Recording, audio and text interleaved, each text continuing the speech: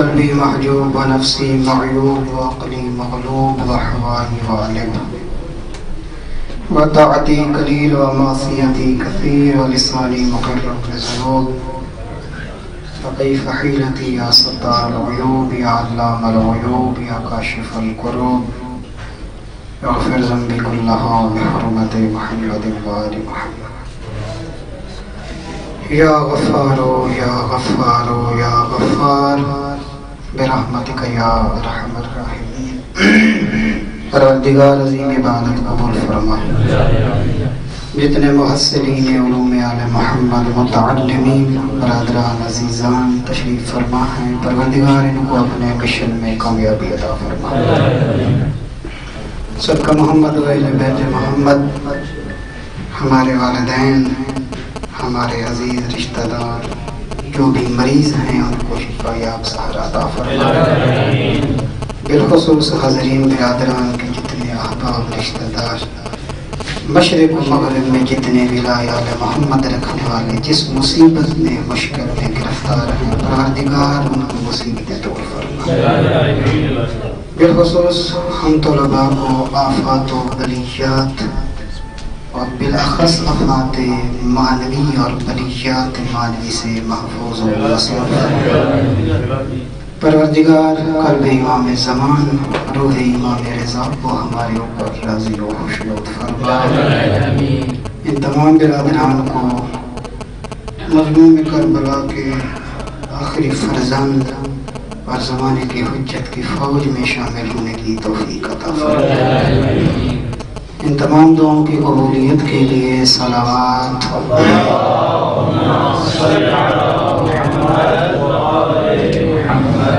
اعوذ باللہ من الشیطان الرجیم، بسم اللہ الرحمن الرحیم.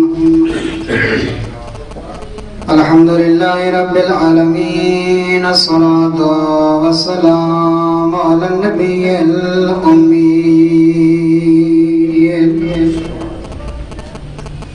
قرشی الابتہی المکی المدنی العربی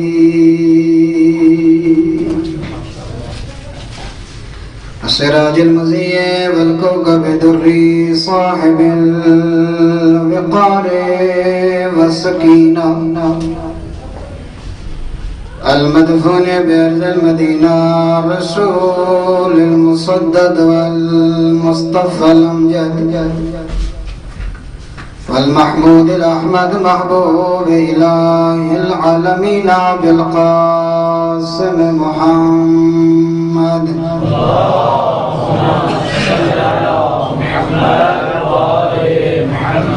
الذي كان المعراج سفره والبراق مركبه وسدرة المنتهى منزله وقاب قوسين أو أدنى مقامه وقال كنت نبيا وآدم بين الماء والطين.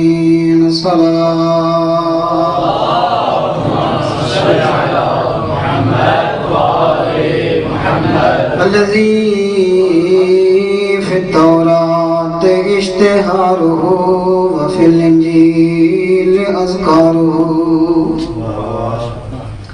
وفي الزبور أوصافه وفي القرآن إعلانه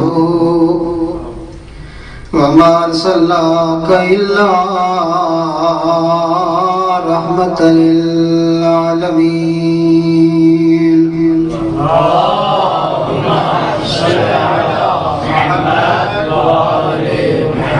أما بعد فقد قال مولانا حسين بن علي أني لم أخرج عاشرا ولا باطلا ولا ظالما ولا مفسدا، إنما خرجت لطلب الإصلاح في أمة جدي رسول الله أسير بسيرة جدي وأبي. بلند آواز سے صلوات پڑھیں.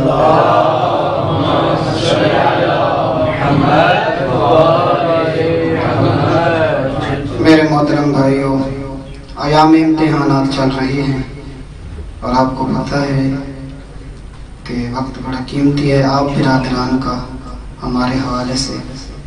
میں کوشش کروں گا کہ آپ اگر اپنا قیمتی وقت لے کر آئے ہیں تو 1 منٹ بھی آپ کا ضائع اور ہدر نہیں ہونا چاہیے۔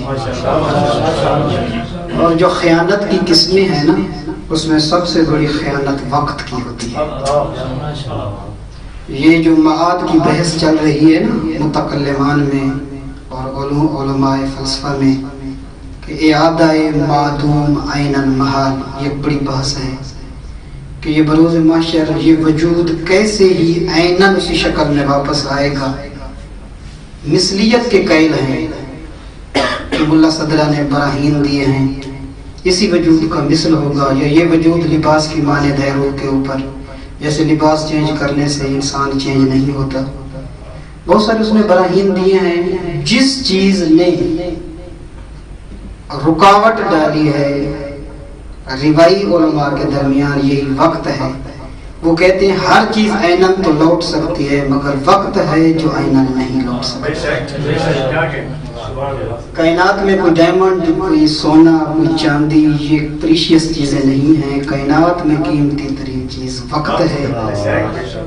اور میرے محترم جو آتا ہے منبر پہ، اگر میں آپ برادران کا 1 منٹ یا 5 منٹ میں ضائع کر دوں، اگر آپ 100 نفر بیٹھے ہیں تو یہ 500 منٹ بنتا ہے۔ 500 منٹ کم از کم یہ 8 گھنٹے اور 20 منٹ تقریباً بنتے ہیں۔ تو یہ 5 منٹ کی خیانت نہیں ہوگی، یہ 8.5 گھنٹوں کی خیانت۔ لہذا وقت بڑا قیمتی ہے، اس کو بچاؤ۔ یہ کسی کا انتظار نہیں کرتا اور کوئی ایسی لگام نہیں ہے کہ اس وقت کو ڈالی جائے جو روک سکے۔ فقط انسان جس کے اندر احساس پیدا ہو جائے کہ میں اپنے والدین سے جدا ہوں، بہنوں سے جدا ہوں، بھائیوں سے جدا ہوں، ملت یتیم ہو چکی ہے۔ ابھی تک بعض علاقوں میں ہمارے جنازے علماء اہل سنت پڑھ رہے ہیں۔ علی والے اس نعمت سے محروم ہیں، تلقین کی نعمت سے محروم ہیں۔ ان مومنین کا ہماری گردن پہ حق ہے کہ جو امام رضا کے کنار میں ہم بیٹھے ہیں اور ان کو جنازہ بھی وہی نصیب نہ ہو جو علی اور علی کے بیٹوں نے بتایا ہے، ان کو آخری وقت وہ تلقین بھی نصیب نہ ہو اور ہم یہاں اپنی مرضی سے گزارتے رہیں۔ نہیں میرا محترم، یہ جوانی بھی بے وقتی ہے، یہ عزت بھی بے وقتی ہے، شہرت بھی بے وقتی ہے، یہ صحت بھی بے وقتی ہے، ہر چیز کا زوال ہے۔ دن بدن دیکھیں، جب پہلی ترموں میں آئے تھے تو ہمارے بھی سر میں داڑھی میں بال سفید نہیں تھے، اب آنا شروع ہو گئے، پتہ ہی نہیں چلتا۔ 1 سال بعد جب رشتہ داروں کو جا کے انسان ملتا ہے جو صحت مند ہوتے ہیں وہ مریض نظر آتے ہیں۔ کتنے سارے مریض ہوتے ہیں جو دار فنا سے دار بقا کی طرف کوچ کر چکے ہوتے ہیں، کتنے ایسے خوبصورت تھے ایسے ضعیف و نحیف نظر آتے ہیں۔ پتہ نہیں چلتا یہ وقت کا ظالم پہیہ ہے، اتنا تیزی سے گھوم رہا ہے، ہر درد مٹا دیتا ہے، بڑے سے بڑے زخم اتار دیتا ہے۔ جب عزیزوں کے جنازے اٹھتے ہیں تو لوگ کہتے ہیں تیرے بغیر تو ہم مر جائیں گے، تیرے بغیر ہم نے زندہ نہیں رہنا۔ چند سال بعد وہی گھر ہوتے ہیں، خوشیوں کے شادیانے ہوتے ہیں، شادی کی ڈیٹیں ہوتی ہیں، طبل بج رہے ہوتے ہیں، ولیمے کے کارڈ تقسیم، جو مر گیا مر گیا۔ لہذا کوشش کرو اس وقت کو بچاؤ۔ وقت تیز انسان محسوس نہیں کر رہا کہ ہمارے اعضاء و جوہر کتنا تیزی سے اپنی طاقت کھو رہے ہیں۔ یہی طاقت کربلا والوں کے مشن پھیلانے پر استعمال کر رہی ہے۔ نظر کمزور ہونی تو ہے، کمر جھکنی تو ہے، گھٹنوں میں جواب دینا تو ہے، آخر اس جوانی نے چھوڑنا تو ہے۔ بہتر ہے کہ یہی طاقت یہی توانائی کربلا والوں کے نام پہ استعمال ہو جائے تو دنیا میں بھی کامیاب ہے۔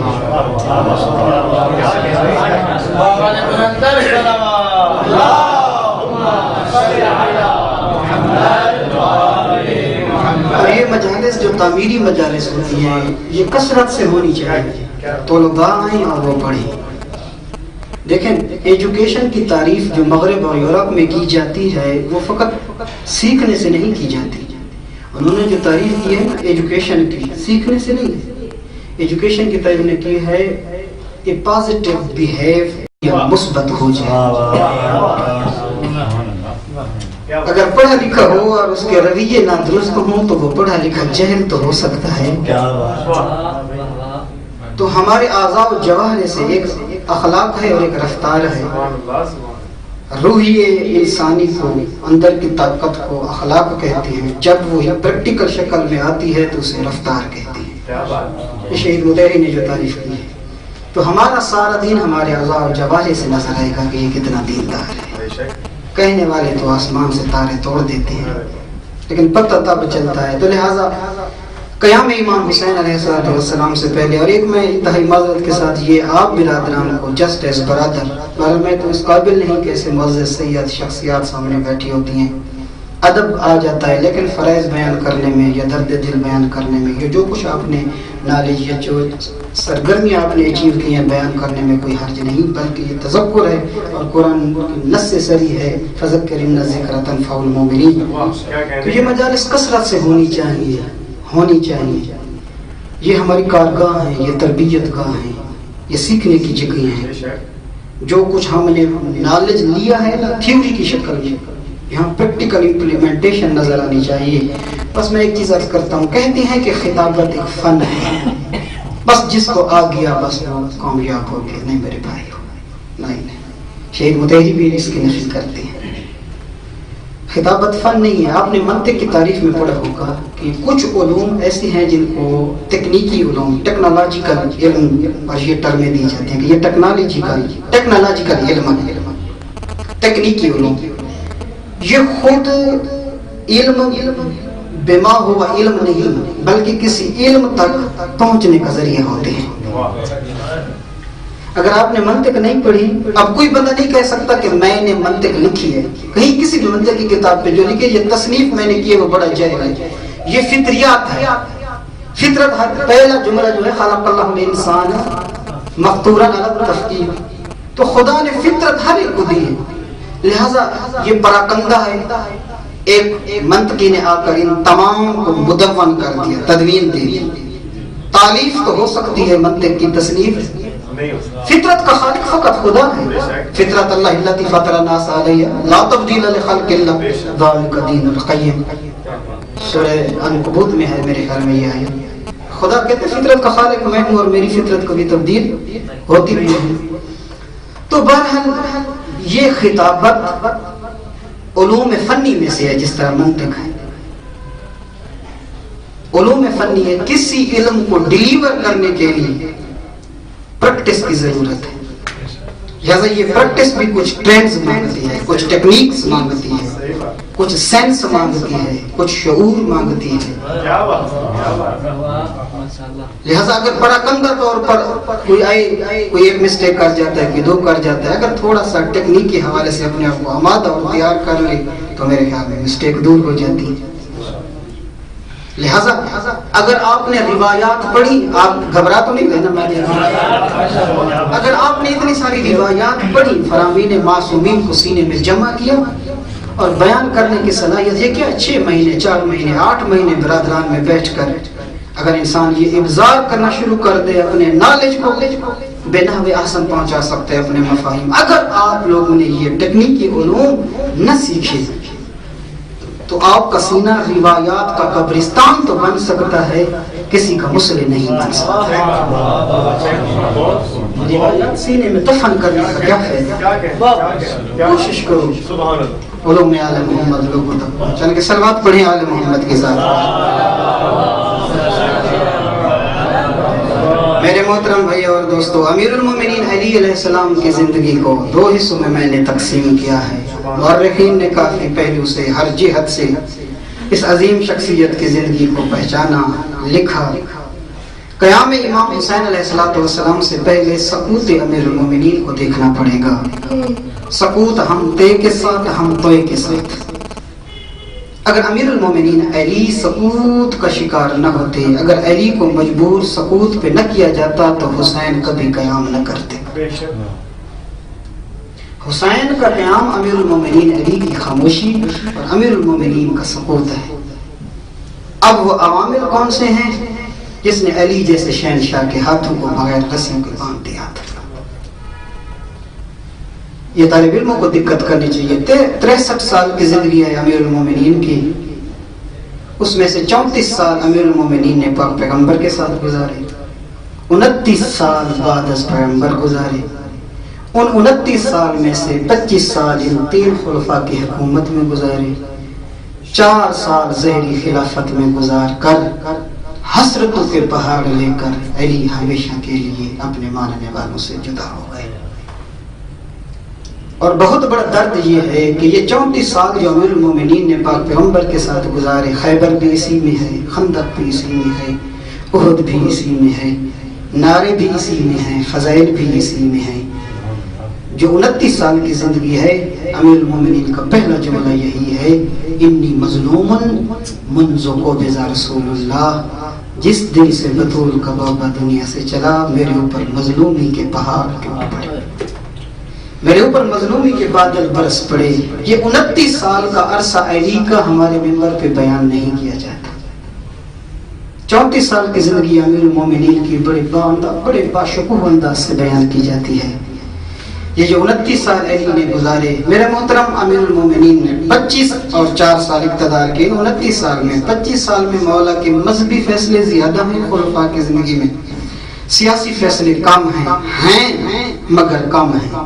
25 سال میں مذہبی فیصلے زیادہ فرمائے، دین کو بچایا، سیاسی فیصلے کم ہیں. لیکن آخری 4 سالوں میں سیاسی فیصلے زیادہ ہیں مذہبی فیصلوں کے ساتھ ساتھ. جب زہری خلافت پہ امیر المومنین علی آئے تو پہلا کام کیا، کچھ گورنر معزول کیے، کچھ گورنر صاحب کا حکومت کے جو آثار تھے کچھ گورنروں کو باقی رکھا، کچھ نے اپنی معزولی قبول کی اور کچھ اپنی معزولی پہ اکڑ گئے. جن کو باقی رکھا ان میں سے یمن کا ایک گورنر حبیب ابن منتجب ہے. یہ اتنا عادل تھا، امیر المومنین نے اسے خط لکھا، فرماتے ہیں تیری عدالت پہ علی مطمئن ہے. تو عثمان کے دور میں بھی گورنر تھا، تیری عدالت کی وجہ سے علی تجھے باقی رکھتا ہے. معزول ہونے والے گورنروں میں معاویہ بن سفیان ہے اور اس نے اپنی معزولی کو قبول نہ کیا اور امیر المومنین علی کے مقابلے میں اکڑ کے کہتا ہے شام کی حکومت تو مدینے کی حکومت سے زیادہ طاقتور ہے. آپ اپنے آپ کو خلیفۃ المسلمین کہتے ہیں، میں بھی خلیفۃ المسلمین ہوں. مدینے کو چھوڑ کر، دارالخلافہ کیپٹل کو چھوڑ کر، جو طالب علم میری طرف نہیں دیکھ رہے میں گزارش کروں گا، مجھے شرم نہیں آتی پڑھتے ہوئے کہ میں کہوں کہ آپ صاحب نیچے رکھیں تو میں پڑھ سکوں گا. جو میری طرف نہیں دیکھے گا مجھے اذیت ہوگی. اس کا مطلب ہے وہ موبائل سکرین پہ دیکھ رہا ہے اگر میری طرف نہیں دیکھ رہا. میرے محترم میں نے پہلے عرض کیا نہ 1 منٹ آپ کا ضائع کروں گا نہ میں اپنا 1 لمحہ ضائع کرنا چاہتا ہوں. امیر المومنین علی علیہ السلام مدینہ چھوڑنے کی جو علت ہے، ایک وجہ یہ ہے کہ امیر المومنین معاویہ سے لڑنے کے لیے شام جا رہے تھے. ایک تو 25 سال گزر چکے تھے، زمایا لوگوں کے ضمیر بدل گئے تھے. شاہ صاحب قبلہ 25 سال میں یہ جو بچہ تھا وہ جوان ہو چکا تھا، اسے وہ تعارف علی کا یاد ہی نہیں تھا جو بطول کے بابا نے کرایا تھا. 25 سال میں نسلیں کنورٹ ہو جاتی ہیں. جو 25 سال کا اس وقت تھا جب رسول اللہ دنیا سے چلے تو وہ 50 سال کا تھا، جو 10 سال کا تھا وہ 35 سال کا بن چکا تھا. لوگوں کے اذہان اور صفوف ذہنی سے علی کی شخصیت اور تعارف ختم ہو چکا تھا. اگر کچھ علی کہتے تو کہتے یہ تو فلاں کی سیرت کے خلاف ہے، علی چوری. اگر امیر المومنین کچھ کام مسجد نبی میں کرتے نوجوان کھڑے ہو جاتے یہ تو فلاں کی سیرت کے خلاف ہے. نہیں پتہ تھا انہیں کہ یہ کون ہے اور فلاں کون ہے. مبہم تعارف ہو گیا تھا علی کی شخصیت مدینے والوں کے درمیان. جس طرح میں ایک لفظ کہتا ہوں، جیسے بطول کے بارے میں کہا جاتا ہے نا مجہول القبر، اسی طرح علی مجہول التعارف ہو گئے. ایک یہ علت ہے. اور دوسری علت یہ ہے کہ امیر المومنین لڑنا چاہتے تھے کیونکہ اس وقت امیر المومنین کی شرعی ذمہ داری ہو چکی تھی بے عنوان خلیفۃ المسلمین ظاہراً اس ظالم اور جابر کے ساتھ میں لڑوں.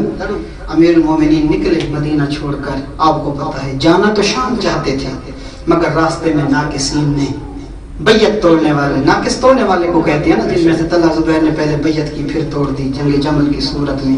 امیر المومنین کے قافلے کا گھیراؤ کر لیا گیا. میں قصہ نہیں پڑھنا چاہتا، میں اس نتیجے تک پہنچنا چاہتا ہوں کہ وہ کون سی رسیاں تھیں جس نے علی کے ہاتھوں کو باندھا تھا. میرے محترم ابھی جا رہے تھے کہ قافلے نے امیر المومنین کا گھیراؤ کر لیا. ہاں اگر آپ دعائے نطبہ پڑھتے ہیں اس کی شرح میں ایک جملہ ہے. پیغمبر نے فرمایا یا علی تیری جنگیں میری جنگوں سے زیادہ مشکل ہوں گی. یا علی میرے سامنے مشرک ہوں گے، کافر ہوں گے، پتہ ہوگا کہ یہ کافر ہے اور یہ مومن ہے، لیکن یا علی تیری جنگیں بڑی مشکل ہیں. تیری فوج میں اتنے منافق ہوں گے جو لا الہ محمد رسول اللہ پڑھتے ہوں گے، مگر یا علی سب سے بڑے دشمن تیرے وہی ہوں گے. یا علی تو اپنی فوج میں اگر کسی کو نکالے گا تو وہ کہے گا میں تو مسلمان ہوں. یا علی نہ تو نکال سکے گا نہ رکھ سکے گا. یا علی تیری جنگیں میری جنگوں سے زیادہ مشکل ہوں گی. لہٰذا ناقصین نے پھر جب معاویہ کو پتہ چلا تو اس نے قافلہ وہاں سے، جنگ جمل ختم نہیں ہوئی تھی کہ جنگ صفین ہو گئی. جنگ صفین میں ہی خوارج پیدا ہو گئے نہروان کی صورت میں. علی کی 4 سالہ زندگی لوگوں کو جمع کرتے کرتے، اپنوں کو جمع کرتے کرتے، مقصد تو امیر المومنین کا شام جانا تھا، مگر لوگ یہ اشراف، خبروں میں اخباروں میں ایک لفظ آتا ہے مافیہا، ہر معصوم کے جگر کو خون کرنے والے یہی مافیا لوگ تھے جنہوں نے ہر معصوم کے لیے مشکلات کے پہاڑ کھڑے کیے تھے. شیعہ جھوٹی عزت کا طالب، جھوٹی شہرت کا طالب، جھوٹے وقار کا طالب، جھوٹی ناموری کا طالب، ہمیشہ مصلحت کا شکار رہتا ہے.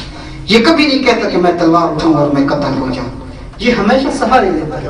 میں ادھر بھی خیر خیر کرتا ہوں، میں ادھر بھی خیر خیر کرتا ہوں، کسی نتیجے پہ پہنچ جائیں گے. اصل یہ اپنی چودراہٹ کا مزہ بچانا چاہتا ہے، اپنے خاندان کی سرداری بچانا چاہتا ہے. اس اشراف نے، اس مافیہا نے امیر یہ کوفے میں جتنے تھے اشراف غریبوں نے علی کا ساتھ دیا. اگر جتنے مذمت میں خطبے ہیں، چاہے بیوی جناب سیدہ کے ہوں، جناب زینب کے، سید سجاد کے ہوں، یا امیر المومنین کے ہوں، تو اشراف جن میں مخاطب ہیں، جو مخلص تھے نا، جنہوں نے اپنی شہرت کا ذریعہ علی کو سمجھا تھا، جنہوں نے اپنی عزت کا ذریعہ علی کو سمجھا تھا، وہ مرنا ہی یہی عزت سمجھتے تھے جو علی کے نام پہ آتے ہیں. وہ یہی شہرت سمجھتے تھے کہ اگر میں علی کے ساتھ رہوں تو یہی میری شہرت ہے، کیونکہ اللہ کے نزدیک عزت وہی تھی، علی کے ساتھ ہونا بھی عزت ہے. میرا مطلب ان اشراف لوگوں نے تباہ و برباد کر دیا، جن کو لالچ تھا کہ کسی نہ کسی سے ہمارے تعلقات دونوں حکومتوں کے ساتھ ٹھیک ہو جائیں. جب امیر المومنین نے بار بار کہا چلو میرے ساتھ میں نے جانا ہے، چلو میرے ساتھ میں نے جانا ہے، بس تمام کر دیا میں نے اپنے بیان کو، اور اسی نقطے پہ آ گیا جو بیان کرنا چاہتا تھا عبدالربا کی محفل میں. چلو میرے ساتھ. یہی مصلحت کے شکار لوگ، یہی جھوٹی عزت کے چاہنے والے، جھوٹے پیسے کو چاہنے والے، جاسوسیاں کرنے والے، وقار عزت چودراہٹ کے بھوکے امیر المومنین. پھر وہ وقت آ گیا جب فرزند ابو طالب ممبر پہ بیٹھا، وہ ان اپنے ساتھیوں کو یاد کرنے لگا جو وفا کا ساتھ دے کر گزر چکے. بیٹھے ہیں ممبر پہ، دیکھیں یہ علی کی مظلومی ہے. جہاں خیبر اور خندق یاد ہے، 34 سال رسول کا زمانہ یاد ہے، یہ 29 سال کیوں آپ کے ذہنوں سے مٹ گئے ہیں؟ میں اپنے تمام مبلغین برادران پہ پاکستان میں بھی جا کر یہ سوال اٹھاؤں گا، اور میں ہمیشہ اٹھاتا آ رہا ہوں. میرا محترم، عزت وہی ہے جو آل محمد کے نزدیک عزت ہے. وقتی طور پہ تو آپ کو چاہنے والے بھی مل جائیں گے، آپ کے گھٹنوں کو پکڑنے والے اور ہاتھوں کو چومنے والے مل جائیں گے. خبردار ان کے دھوکے میں نہ جانا. بس آپ کی نظر اس طرح ہو کہ دیکھ رہے ہو کہ مولا رضا اگر اس فعل پہ راضی ہے تو عزت ہے، عزت ہے. اگر فرزند بطول راضی نہیں تو کائنات کی سب سے بڑی ضلالت یہی ہے. عزت کا الحب للہ والبغض للہ. امیر المومنین پھر ممبر پہ بیٹھے، جب دیکھا نا کہ یہ کوفی میرا ساتھ نہیں دیتے. اب کوفی جواز میں سبحان اللہ وہ جو ٹرم استعمال کرتے ہیں، یزیدیت ایک فکر کا نام ہے، ایک شخص کا نام نہیں رہا. کوفی ایک مزاج کا نام ہے، فقط کوفے کے رہنے والوں کا نہیں ہے. چاہے جہاں بھی رہیں، اگر آل محمد کے ساتھ وفا نہیں کرتے تو مزاج کوفی رکھتے ہیں. کوفی ایک فکر کا نام ہے، کوفی ایک تھاٹ کا نام ہے، کوفی ایک سوچ کا نام ہے، چند لوگوں اور ٹولے کا نام نہیں. یہ ٹولہ چاہے پاکستان میں ہو، ہندوستان میں ہو، مشہد میں ہو، جہاں بستا ہو دنیا کے جس کونے پر، اگر علی کا وفادار نہیں تو یہ کوفی ہے.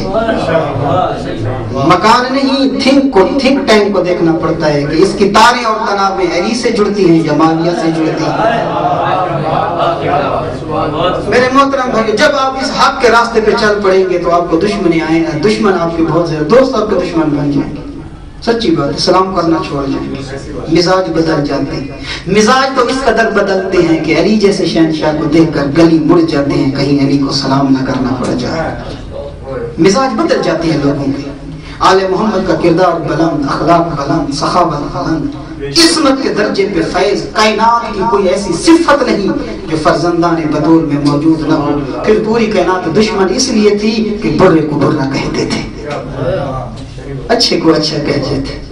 لوگ اس لیے دشمن بنتے تھے، نہ کسی کا مال کھاتے تھے بلکہ لوٹاتے تھے اپنی جان، اپنا مال فقیروں کو دیتے، یتیموں کو دیتے۔ امیر المومنین کی سیرت کا ایک جملہ میں کچھ عرصہ پہلے پڑھ رہا تھا، اتنا یتیموں کے ساتھ شفقت کرتا تھا علی کہ جن کا باپ ہوتا تھا نا وہ بھی کبھی کبھی رش کے کرتے، کاش ہم بھی یتیم ہوتے، علی کی گود ہمیں نصیب ہوتی۔ کوئی نہیں چاہتا کہ میں یتیم ہوں، مگر علی کی گود دیکھ کر کہتے تھے اے اللہ کاش ہم بھی یتیم ہوتے، علی کی گود ہمیں نصیب ہو جاتی۔ یتیموں کو اٹھا اٹھا کر گود میں بٹھاتے علی۔ صرف کردار کی تبلیغ کرتے اس لیے لوگ دشمن ہوتے اور کچھ نہیں کرتے، کچھ نہیں کہتے کسی کو۔ پھر ممبر پہ بیٹھ کر علی نے دست دعا بلند کر کے کہتے پالنے والا دیکھ رہا ہے میری مجبوریاں، یہ نہیں چلتے میرے ساتھ، اگر ہی میرے ساتھ چل پڑتے تو میری اولاد اسیر نہ ہوتی، میرے اولاد کے خون میں امت ہاتھ رنگین نہ کرتی۔ یہ قتل حسین کا زمینہ یہ کوفی بنا رہی ہیں، جب دل خون ہو گیا نا کہتے ہیں وَأَلْحِقْنِي بِمَنْ هُوَ أَحَقُّ بِي مِنْكُمْ، پروردگار اب مجھے بھی ان ساتھیوں کے ساتھ ملحق کر دے جو علی کے با وفا تھے اور جنگوں میں شہید ہو گئے۔ مولا میں ان کے درمیان مزید نہیں رہنا چاہتا، وَأَلْحِقْنِي بِمَنْ هُوَ أَحَقُّ بِي مِنْكُمْ، پروردگار مجھے بھی انہی کے ساتھ ملحق کر دے جو حق کے راستے پہ قربان ہو گئی ہیں۔ پھر تعارف کرواتے ہیں ممبر پہ بیٹھ کر ان ساتھیوں کا، علی فرماتے ہیں قوم باللہ میامن الرئی، کیونکہ ایسے اچھے ساتھی تھے جنہوں نے سفین میں علی کا ساتھ دیا، نہروان میں علی کا ساتھ دیا، جمل میں علی کا ساتھ دیا۔ میامن الرئی، ہر وقت منہ سے اچھی بات نکلتی تھی، کبھی کسی کا گلہ شکوہ غیبت نہیں کرتے تھے، نہ جاسوسی کرتے تھے، نہ مومن کی شکوہ کرتے تھے، نہ مومن کا مال لوٹتے تھے۔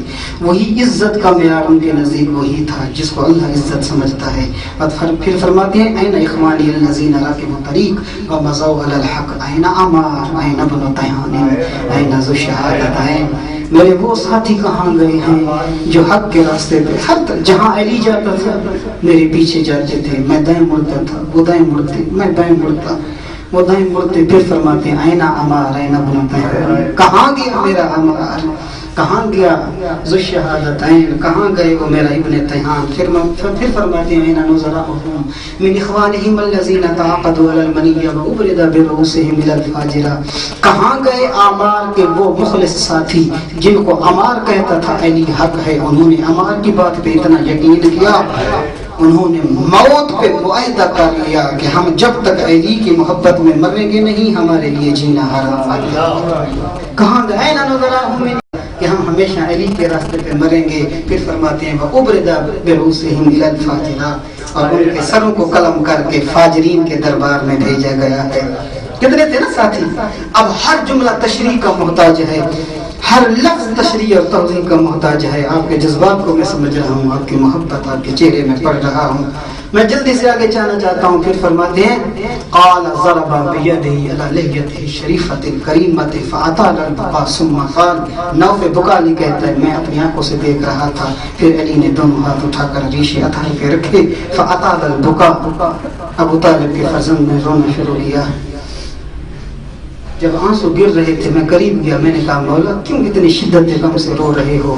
فرماتے مجھے ابو ذر کی یاد بہت ستا رہی ہے، ابو ذر کی یاد ستا رہی ہے۔ مولا ابو ذر کی یاد؟ فرماتے ہاں، جب تیسری حکومت کا زمانہ تھا نا، یہ اب خود امیر المومنین علی بیان فرما رہے ہیں، فرماتے جب تیسری حکومت کا زمانہ تھا نا، کچھ لوگ دینار کی تھیلیاں اٹھا کر گئے رات کے وقت ابو ذر کے گھر، کہتے ہیں علی کی بیعت چھوڑ، یہ بیعت کر لے، یہ دینار کی تھیلیاں لے لے. ایک ایک تھیلی کو پکڑ پکڑ کر پھینک رہا تھا ابو ذر اور آنے والے کی کلائی سے پکڑ کر دھکے دے رہا تھا. اس کے بعد نوفل بکالی کہتے ہیں علی نے اپنی ابا کو اٹھا کے چہرے پہ رکھا. اتنے روئے کہ مجھے علی کا بدن ہلتے ہوئے نظر آیا. میں نے مولا بات مکمل کیوں نہیں فرماتے روتے ہو؟ فرماتے ہیں جس وقت ابو ذر وہ دیناروں کی تھیلیاں اٹھا اٹھا کر پھینک رہا تھا میں علی جانتا ہوں 3 دن سے اس کی بیٹیاں بھوکی تھیں. 3 دن سے ابو ذر کی بیٹیوں نے کچھ نہیں کھایا تھا. اس نے بیٹیوں کی بھوک برداشت کی, دیناروں کے بدلے میں علی کو نہیں بیچا. میرے بھائیوں فرق کرنا ہوگا جو آج تھیلیوں کے بدلے میں علی کو بیچ رہے ہیں. علی فرماتے ہیں میں جانتا ہوں ابو ذر کی بیٹیاں 3 دن سے بھوکیاں تھیں پھر بھی دیناروں کی تھیلیاں پھینک رہا ہے. ابو ذر نے علی کو نہ بیچا. پھر فرماتے ہیں اب علی اخوانی الذین طلبوا القرآن فاحکموہ. کہاں گئے وہ میرے ساتھی جو فجر کے وقت اٹھ کر نماز پڑھتے اور اس کے بعد قرآن کی تلاوت شروع کرتے. فاحکموہ. جب دن چڑھ جاتا تو ہر مومن کو کہتے آپ کو پتہ ہے جو قرآن علی کے گھرانے پہ اترا ہے وہ قرآن آپ سے طلب کیا کرتا ہے. فاحکموہ. وہ حکم قرآن کو نافذ کرتے. واحیوا سنتا. وہ سنت کو زندہ کرتے. وامات البدعۃ. اور وہ بدعات کا کلا و کما کر دیتے.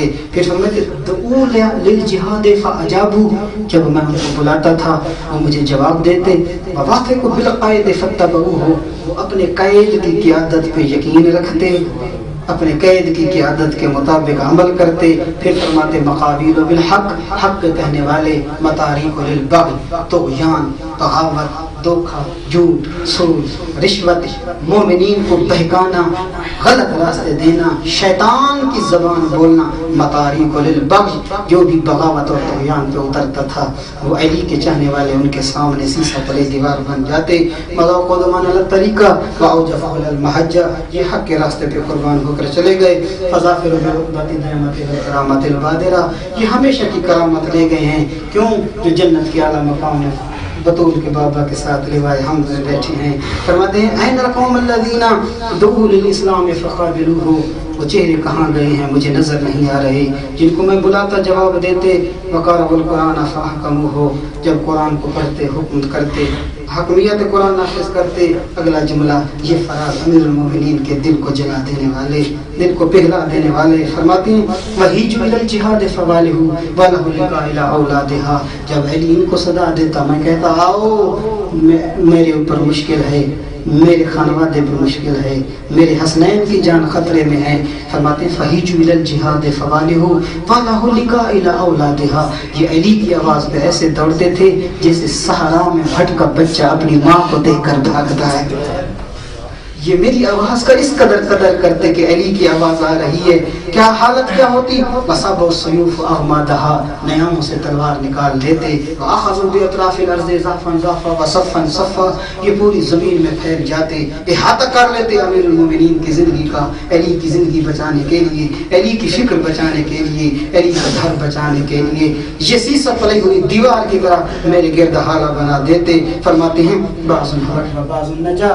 ان میں سے کچھ زخمی ہو کر سکون میں بیٹھتے ہیں کہ ان کی آخرت یقینی ہو گئی, اور ان میں سے کچھ ہمیشہ کے لیے ابدی نیند سو گئے ہیں.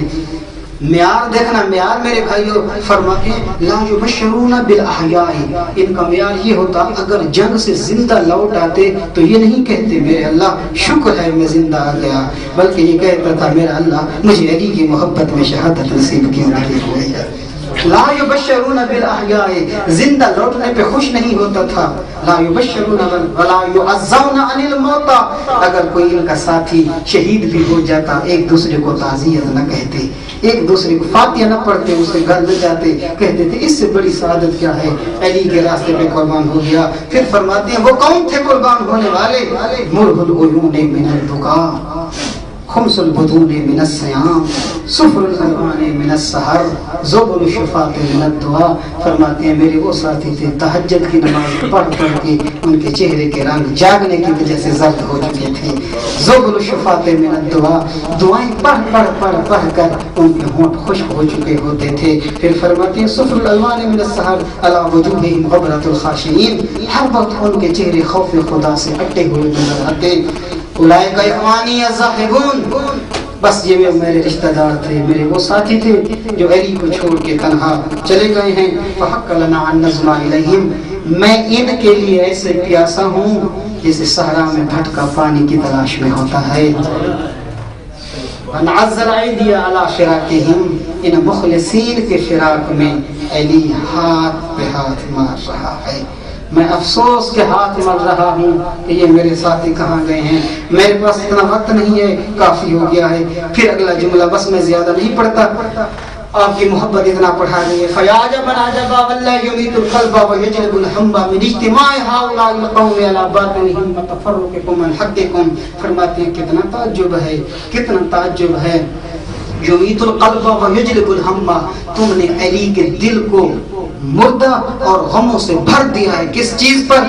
فرماتے ہیں تفرقکم عن حقکم، مولا فرماتے ہیں وہ باطل پہ متحد نظر آتے ہیں، تم حق پہ متفرق نظر آتے ہو. وہ باطل پہ متحد نظر آتے ہیں. وتفرقکم عن حقکم فقبحا لکم وطرحا تمہارا یرما، وہ خدا تمہارا برا کرے. دین کو مشغول کیا جا رہا ہے اور تم ہاتھ پہ ہاتھ رکھ کے بیٹھے ہو. وَيُصَلَّ ہو وَتَرْزَوْن، خدا کی نافرمانی ہو رہی ہے اور تم راضی بیٹھے ہو. فَإِذَا أَمَرْتَكُمْ، ابھی تک جس نے توجہ نہیں کی، میں بھائی ہونے کی حیثیت سے کہوں گا اس فراز پہ توجہ کرنا. فرماتے ہیں فَإِذَا أَمَرْتَكُمْ بِالسَّيْرِ إِلَيْهِمْ فِي الْحَرِّ قُلْتُمْ هَٰذِهِ حَمَّارَةُ الْغَيْظِ أَمْهِلْنَا يُصَبِّحْنَ الْحَرَّ. جب علی کہتا ہے میرے ساتھ چلو گرمیوں میں، تم کہتے ہو مولا اتنی زیادہ گرمی ہے، اب ہلنا ہمیں مہلت دے دو. یصبح عنا الحر، تاکہ تھوڑی گرمی ٹھنڈی ہو جائے. وَإِذَا أَمَرْتُكُمْ بِالسَّيْرِ إِلَيْهِمْ فِي الشِّتَاءِ، جب میں سردیوں میں حکم دیتا ہوں اب میرے ساتھ میں دیکھ رہا ہوں میں علی نے اگر تلوار نہ چلی یا علی کو تلوار چلانے کا موقع نہ ملا تو کربلا خون حسین سے رنگین ہوگی. آؤ میرا ساتھ دو. جب میں سردیوں میں کہتا ہوں قُلْتُمْ هَٰذِهِ صَبَّارَةُ الْقُرِّ أَمْهِلْنَا يَنْسَلِخْ عَنَّا الْبَرْدُ، تم کہتے ہو برف پڑ رہی ہے، اتنی تو مہلت دے دو کہ یہ برف ختم ہو جائے. فرماتے ہیں فَإِذَا كُنْتُمْ مِنَ الْحَرِّ وَالْقُرِّ تَفِرُّونَ، جب تم سردی اور گرمی سے فرار کرتے ہو. اللہ من السیف افر، جو گرمی کا مقابلہ نہیں کر سکتا وہ چلتی تلوار کے سامنے کب تک ٹھہر سکتا ہے؟ جس کو برف نہیں چلنے دیتی وہ جنگ کے میدان میں کیسے کھڑے ہو کر علی کی خاطر لڑ سکتا ہے؟ فرماتے ہیں یا اشبہ الرجال بلا رجال، اے مردوں کی شکل رکھنے والے مرد. علی نے فرمایا شکل سے مرد نہیں ہوتا بلکہ جو حق کا ساتھ دے وہی مرد ہوتا ہے. یا اشبہ الرجال بلا رجال، اے مردوں کی شکل رکھنے والے مرد. وعقول ربات الحجال، اے بچگانا سوچ رکھنے والے مرد. پھر کیا فرماتے ہیں حلوم العقول ربات الحجال، حجلہ نشین عورتیں جس طرح حجرے میں بیٹھ کر شرمندگی سے باتیں سنتی ہیں، علی کی باتیں سنتے ہاتھ رکھ لیتے، ایک دوسرے کے ساتھ اشارہ کر لیتے، دیکھیں کیا کہہ رہا ہے. درہم و دنانیر سے جیبیں پر کیا کہہ رہا ہے. پھر فرمایا لَبَدِدْتُ أَنِّي لَمْ أَرَاكُمْ وَلَمْ أَعْرِفْكُمْ، کاش علی کی آنکھیں ایسے شیوں کو نہ دیکھتی، کاش میری آنکھیں معرفتاً جلت واللہ جلت نادما واقبت صادما. ایسی معرفت، ایسی پہچان، ایسی دوستی جس کا اختتام اچھا نہ ہو، اس دوستی کا کوئی فائدہ نہیں. تم نے کہہ تو دیا ہم علی والے ہیں مگر تم نے علی کا ساتھ نہیں نبھایا. لقد شہمتم صدری غیظا، تم نے میرے جگر کو کباب کر دیا. وجرعتمونی نغب الطعام انفاذا، یہ جرع اس کو کہتے ہیں، آپ نے فارسی میں پڑھا ہوگا، یہ جو ٹپک کے اس کو جرع کہتے ہیں. فرماتے ہیں وجرعتمونی نغب الطعام انفاذا، تم نے جرعوں کی شکل میں، قطروں کی شکل میں دکھوں کو علی کو پلاتے رہے، بار بار علی کو دکھ پلاتے رہے. جیسے بارش ہوتی ہے نا ایسے علی کو یہ دکھوں کے آپ جرعے پلاتے رہے. حتی لقد قالت قریش، اب نوبت یہ پہنچی ہے کہ قریش کہتے ہیں ان ابن ابی طالب راجل شجاع ولکن علم له بالحرب. اب قریش کہہ رہی ہیں ابو طالب کا بیٹا بہادر تو بڑا تھا لیکن اب اسے جنگ کے فنون نہیں آتے. فرماتے ہیں تم نے علی کے گھٹنے لگائے ہیں. پھر فرماتے ہیں ان کی کیا جرأت ضرورت تھی جو کہیں علی کو جنگ کا طریقہ نہیں آتا. وہاں انا قد ذر للہ ابوہم هل احد منهم اشد لها مراسا, ان میں سے کوئی ایک ایسا ہے جو علی سے بڑھ کر بہادر ہو تو اقدم فیہا مقاما منی, اور ہے کوئی ایسا جس نے علی سے بڑھ کر میدان جنگ میں جنگیں کی ہوں. لقد نحست فیہا وما بلغت بالعشرین, علی تو اس وقت لڑنے گیا تھا جب علی کی عمر 20 سال بھی نہیں ہوئی تھی. وہاں انا قد ذرفت علی الستین, اب علی کی عمر 60 سال ہو چکی ہے. کہتے ہیں کہ علی کو جنگ کا تجربہ نہیں, اگر مخلص مل جاتے تو آج شامی علی کو تانا نہ دیتے. لقد اصبحت, ایک ہی لفظ بڑی معذرت کے ساتھ, لقد اصبحت الامم تخاف ظلم رواتها, دستور ہے کہ ہر ریت پر ظلم اس کے بادشاہ کرتے ہیں. فرماتے ہیں وَأَصْبَحْتُ أَخَافَ ظُلْمَ رَعِيَّتِي, میں دنیا کا واحد بادشاہ ہوں جس پہ ریت ظلم کرتی ہے. آج 28 رجب کی رات ہے, کوشش کرو ساتھ دو اپنے امام کا. آج بھی وقت کا علی یہی خطبے پڑھ رہا ہے. یہ نہ سمجھنا کہ علی بھی کوفے والا تھا اور شیعہ بھی کوفے والے تھے. آج بھی وقت کا علی بھی موجود ہے, آج بھی موجود ہیں جو علی کا ساتھ دیں. یہ وقت کا حسین بھی ہے بہرواں, یہ وقت کا علی بھی ہے. جب نہ دیا ساتھ امت نے تو چھوڑنا پڑا زینب کو مدینہ. نبی کا صحابی ہے جس کا نام عروہ غفاری ہے.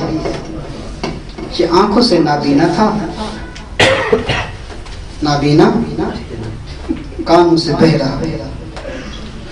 نابینا اتنا دیکھ کچھ نہیں سکتا, بہرا اتنا بجلی کی گرج اور چمک نہیں سن سکتا تھا.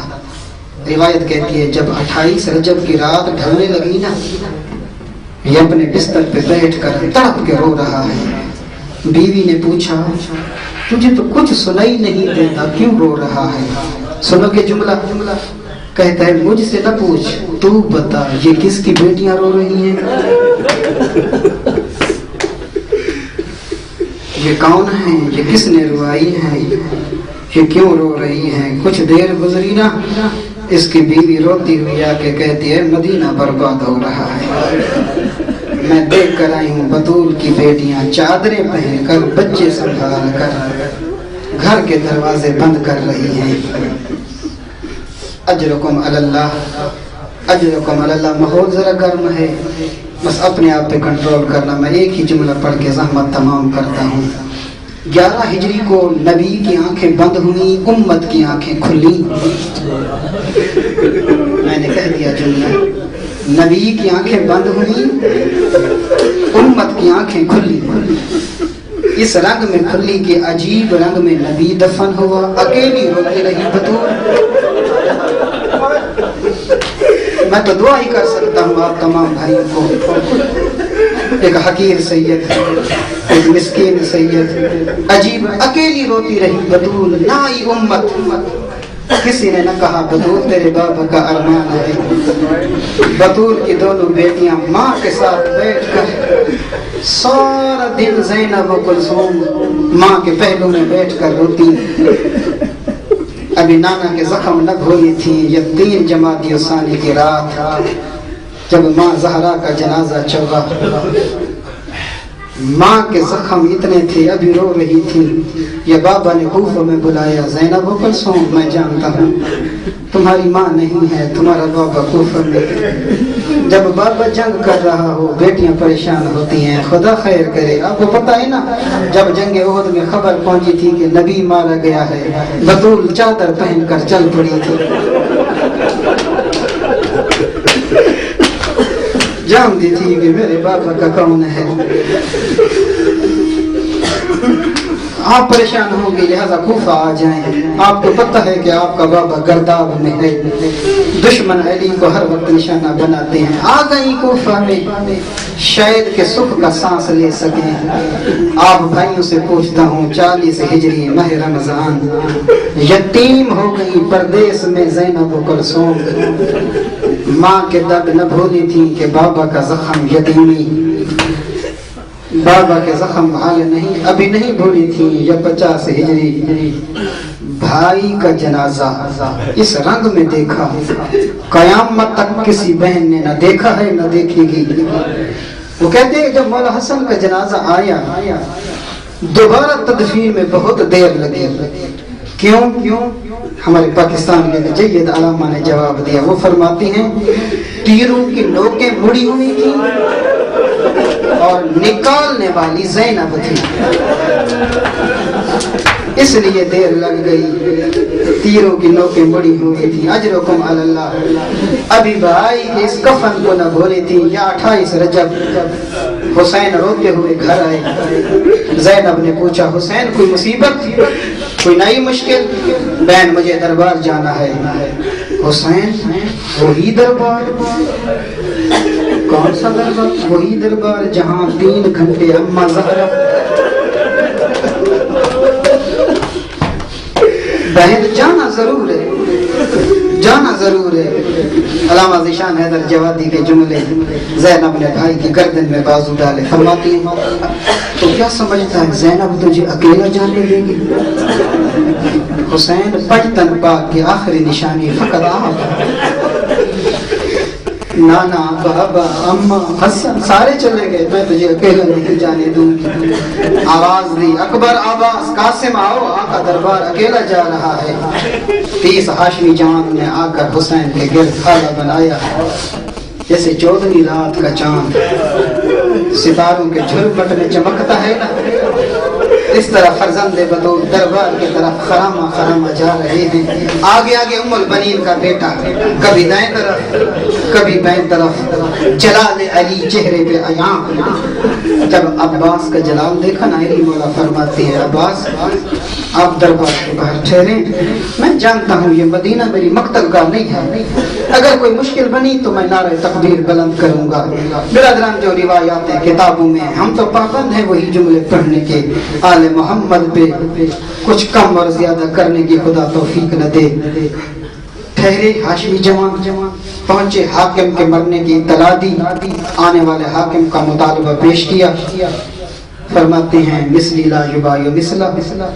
بطول کا پتر بیٹا کہاں، میسونہ کا بیٹا کہاں؟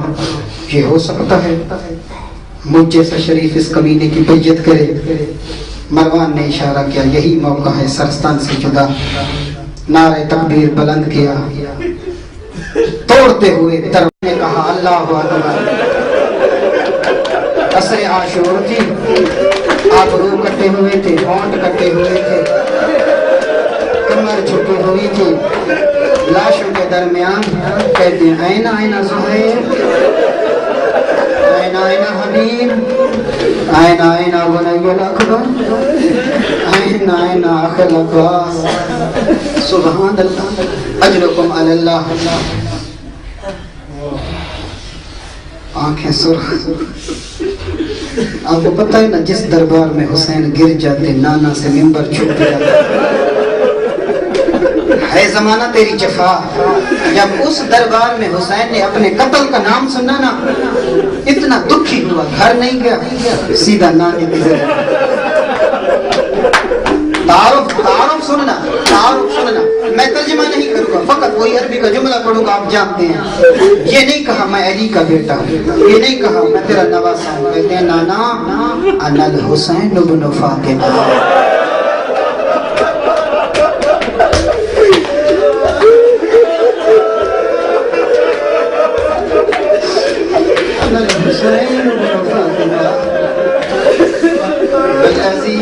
والذی خلفتنی فی امتک. نانا میں وہی حسین ہوں جسے امت میں امانت چھوڑ کر گئے تھے. انہم قد فشہد علیہم یا نبی اللہ. نانا تجھے گواہ بنانے آیا ہوں. انہم قد خذلونی وزیونی. نانا انہوں نے میری عزت بھلا دی ہے. اتنے دکھی ہو گئے تھے کربلا کے غریب. اگلا جملہ فرماتے ہیں نانا زمنی اندک فی ھذا زری. نانا آپ کو پتہ ہے میں آپ کے سینے پہ سونے کا عادی ہوں. نانا آپ حکم دینا یہ ابھی قبر کھل جائے میں آپ کے ساتھ سونا چاہتا ہوں. جب یہ جملہ قریب کربلا نے کہا نا آنکھ لگ گئی. نانا نظر آیا خواب میں، حسین کی گردن کا بوسہ لیا. فرماتے ہیں حسین آپ جو میرے ساتھ سونا چاہتے ہیں مجھے نانا کو اتنا تو بتاؤ، کربلا میں علی اکبر کی لاش کون اٹھائے گا؟ حسین اکبر کے عباس کے بازو کون اٹھائے گا؟ میرا تو دل ٹھنڈا ہوتا ہے۔ کانی اراکان قریب مرملم بالدمائک، حسین میں دیکھ رہا ہوں کربلا کا میدان ہوگا، تجھے خاک و خون میں غلدان کریں گے۔ حسین کوئی خیر نہیں ہوگا من اصابت من امتی، میری امت ہوگی، وانت مع ذلک عطشان لا تسقى، ایسے بھی شہید نہیں ہوگا، تو بہت پیاسا ہوگا۔ ان اللہ شاء ان یراک قتیلا، حسین اللہ کی یہی منشا ہے، تو بہنوں کے سامنے گھس جا، ذبح ہو جا۔ نانا کی قبر چھوڑی، یہ جملہ آغا جواد کا ہے۔ شاہ صاحب اس لائٹ کا رخ تھوڑا سا دوسری طرف موڑ دیں، بس۔ آغا جواد کا جملہ ہے، یہ جملہ سننا میرے بھائیوں۔ نانا کی قبر سے وہ کہتی ہیں اس قبر کی طرف حسین چلے جس قبر کا بغیر حسین کے کسی اور کو علم نہ تھا۔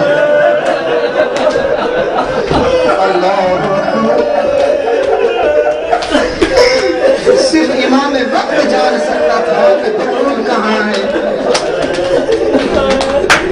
پھر فرماتے ہیں ماں کی قبر کی طرف چل کے نہیں گئے، دوڑ پڑے کربلا کے قریب۔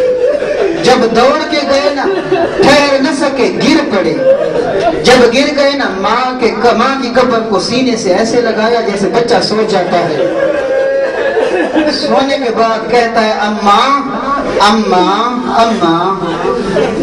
میں مدینہ چھوڑے جا رہا ہوں، اماں میں اتنا بتانے آیا ہوں، مجھے معاف کرنا، میں تیری عزت والی بیٹی زینب کو ساتھ۔ جب یہ جملہ غریب کربلا نے کہا نا، قبر بطول سے آواز آئی، فرماتی ہے حسین اگر تو مدینہ چھوڑ رہا ہے پھر میں کوئی مدینے رہوں گی؟ حسین میرا وہی مدینہ ہے جہاں آپ جائیں گے۔ یہی تو لفظ ہے روایت کے، کبھی عصر عاشور بطول کے بین آتے، کبھی شام غریباں، کبھی شام کا زندان، کبھی خولی کا تندور۔ بطول مدینے میں نہ رہی، وہاں جاتی رہی جہاں حسین جاتے رہے۔ اور میرے نوجوان بھائیوں بس جب گھر آئے نا تو تینوں بہنیں دروازے پہ بے قرار کھڑی تھی۔ آگے بڑھی، حسین کے گردن میں بازو ڈالے، زینب نے پوچھا حسین دربار کا کیا حال ہے؟ فرماتی ہیں زینب بہن نانے کا دین نہیں بچتا، حسین کوئی علاج بھی ہے؟ فرماتی ہیں ہاں علاج ہے۔ کون سا علاج؟ فرماتی ہیں اگر حسین نہ بچے تو دین بچ جائے گا۔ فرماتی ہیں آپ گھبرائے نہیں، حسین سر تو دو چادر زینب دو گی، سارا آپ دے چادر زینب دیتی ہے، دونوں بہن بھائی مل کر نانے کا دین بچاتے ہیں۔ گھر میں آ کر کربلا کے غریب فرماتے ہیں میرے بھائی، میرے بہنیں، میرے بیٹے، میرے حرم میں مدینہ چھوڑ رہا ہوں، کون ہے میرے ساتھ عراق جائے گا؟ اور غیرت علی قوم روایت کہتی ہے ایک 22 سال کا جوان ہے جس کا نام سجاد۔ ذرا حوصلے سے سننا یہ جملہ، دوڑ کر کہتا ہے بابا کوئی جائے نہ جائے سجاد غریب کربلا نے سجاد کو سینے سے لگایا۔ فرماتے ہیں سجاد تو میرا بڑا بیٹا تھا، تیرا یہی حق بنتا تھا، مگر میں پوچھنا چاہتا ہوں میں نے کربلا میں 2 جہاد کرنے ہیں، ایک بڑا جہاد ہے ایک چھوٹا جہاد ہے۔ فرماتے ہیں بابا میں تیرا بڑا بیٹا ہوں، میں جہاد اکبر کروں گا، بابا مجھے اتنا بتاؤ جہاد اکبر کیا ہے، جہاد اصغر کیا ہے؟ پیاسا ہونا، بیٹوں کی لاشیں اٹھانا، بھائیوں کی لاشیں اٹھانا، سجاد لاشوں پہ گھوم کا دور جانا،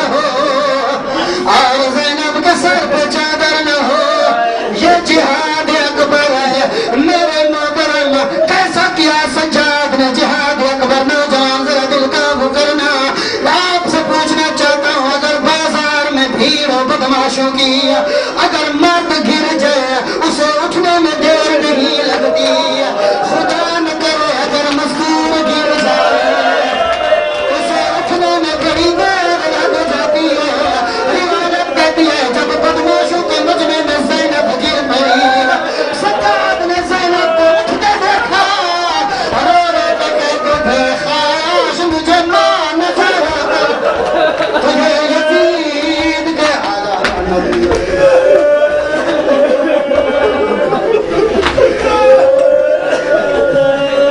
يا محمود بحق محمد يا فاتح